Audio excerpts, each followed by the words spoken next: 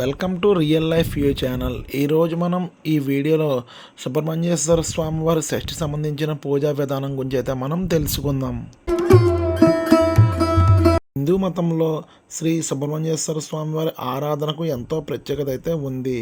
ఈ సుబ్రహ్మణ్యేశ్వర స్వామి వారిని పూజిస్తే అన్ని ఆటంకాలు తొలగిపోతాయని భక్తుల విశ్వాసం. ప్రతి మాసంలో వచ్చే శుద్ధ షష్ఠి నాడు సుబ్రహ్మణ్యేశ్వర స్వామి వారి ఆరాధన ఎంతో విశేషమైనది. అయితే మార్గశిర మాసంలో వచ్చే శుద్ధ షష్ఠి నాడు మాత్రం సుబ్రహ్మణ్యేశ్వర స్వామి వారి జన్మదినంగా జరుపుకుంటాం కాబట్టి మనం ఈ సుబ్రహ్మణ్యేశ్వర స్వామి వారి షష్ఠి సంబంధించిన కళ్యాణాలు మరియు స్వామివారి సంబంధించిన అనేక రకాల మొక్కుబళ్ళు చెల్లించుకున్నట్లయితే స్వామివారి అనుగ్రహం తప్పక మనకైతే కలుగుతుంది.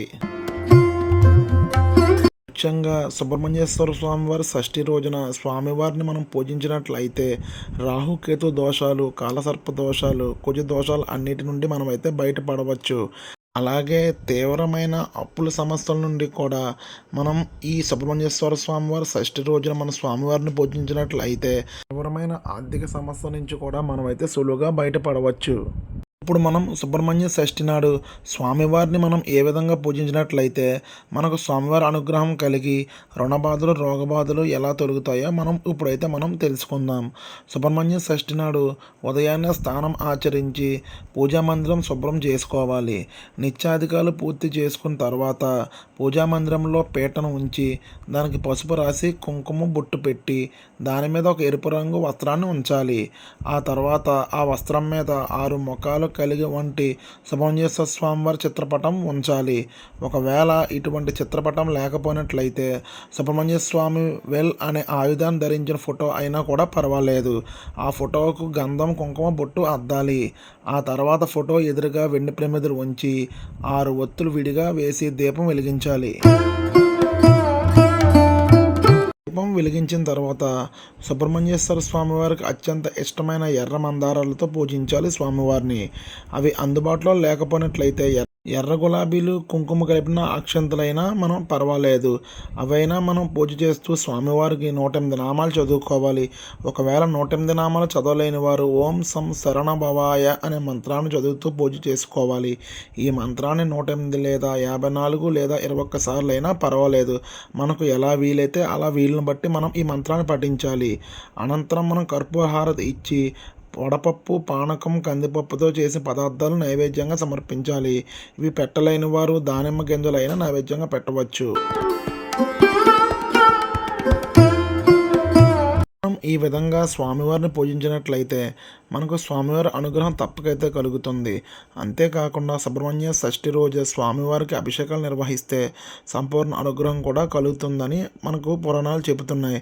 మనకు ఈ అభిషేకం అనేది 2 విధాలుగా మనమైతే చేసుకోవచ్చు మన వీలుని బట్టి. సుబ్రహ్మణ్య స్వామి విగ్రహం మనకు ఇంట్లో ఉన్నట్లయితే మనం ఇంట్లో అభిషేకం చేసుకోవచ్చు. అంతేకాకుండా మనం దేవాలయంకి వెళ్ళి అభిషేకం చేయించుకుంటే ఇంకా మంచిది. స్వామివారి అభిషేక ద్రవ్యాలు ఒక్కొక్క పదార్థానికి ఒక్కొక్క ఫలితాన్ని అయితే ఈ విధంగా ఇస్తుంది. ఆవు పాలతో అభిషేకం చేస్తే సర్వసంపద లభిస్తాయని, ఆవు పెరుగుతో అభిషేకిస్తే అనారోగ్య సమస్యలు తొలగిపోతాయని, తేనెతో అభిషేకం చేస్తే కళారంగంలో విజయం సాధిస్తారని, అలాగే ఆవు నెయ్యితో అభిషేకం చేస్తే అన్ని రకాల ఆకస్మిక సమస్యలు తొలగిపోతాయని పండితులు చెబుతున్నారు. సమస్త కష్టాలు తీరడానికి పంచదార నీటితో అభిషేకం చేయాలని, అలాగే తీవ్రమైన అప్పుల బాధతో మనకు బాధపడుతూ ఉంటే బియ్యం పిండితో అభిషేకిస్తే మనకు రుణ బాధలు అయితే తీరతాయని, అలాగే గరిక నీటితో అభిషేకిస్తే మనకు పోగొట్టుకున్న ధన, కనక, వస్తు, వాహన వ్యాప్తి కలుగుతుంది. ఇంట్లో లేదా దేవాలయంలో అభిషేకం చేయలేని వారు ఎవరైనా ఉన్నట్లయితే ఇంట్లోనే సుబ్రహ్మణ్యేశ్వర స్వామివారి ఫోటోలోని పాదాల వద్ద మన జాతక చక్రాన్ని ఉంచి ఎర్ర పూలతో పూజ చేసినట్లయితే సమస్త దోషాలు తొలగిపోతాయి.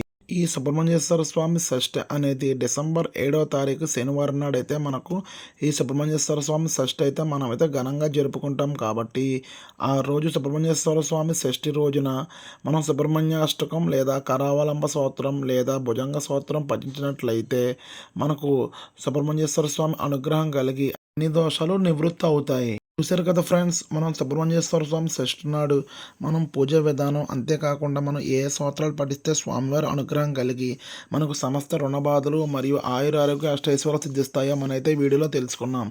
ఇంతటితో నా వీడియో అయితే ఎండ్ అయింది. Thanks for watching real life view channel. ఇన్ని ఆధ్యాత్మిక విషయాలు మరియు ట్రావెలర్స్ వ్లాగ్స్ కోసం please subscribe real life view channel.